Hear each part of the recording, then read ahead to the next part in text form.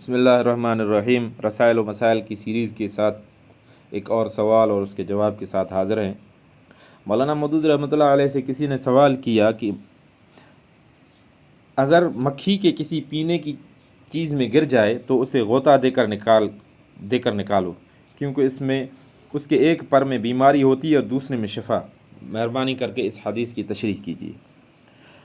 مولانا صاحب جواب میں فرماتے ہیں کہ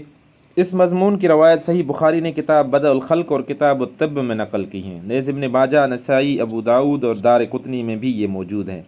یعنی شارحین نے اس حدیث کے الفاظ کو ٹھیک ان کے لغوی معنی میں لیا ہے اور اس کا مطلب یہ سمجھا ہے کہ فی الواقع مکھی کے ایک پر میں زہر اور دوسرے میں اس کا تریاق پایا جاتا ہے،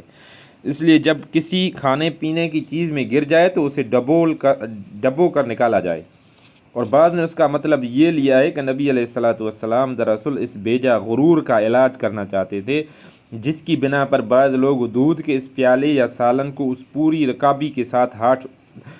سے ہاتھ اٹھا لیتے ہیں جس میں مکھی گری ہوئی ہو، پھر یا تو اسے پھینک دیتے ہیں یا اپنے خادموں کو کھانے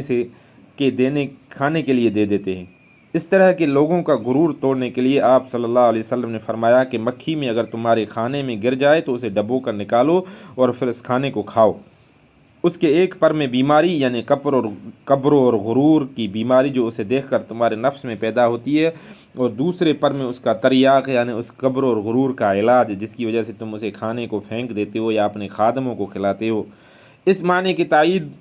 وہ احادیث بھی کرتی ہیں جن میں نبی علیہ الصلاۃ والسلام نے برتن میں تھوڑا سا کھانا چھوڑ کر اٹھ جانے کو ناپسند فرمایا ہے اور حکم دیا ہے کہ اپنے رکابی کو صاف کر کے اٹھو۔ اس حکم کی وجہ بھی یہی ہے کہ جو شخص اس طرح برتن میں کچھ چھوڑ کر اٹھتا ہے وہ گویا یہ چاہتا ہے کہ یا تو اس بقیہ کھانوں کو پھینک دیا جائے یا کوئی دوسرا اسے کھائے۔ ترجمان القرآن، اکتوبر 1952، 1952۔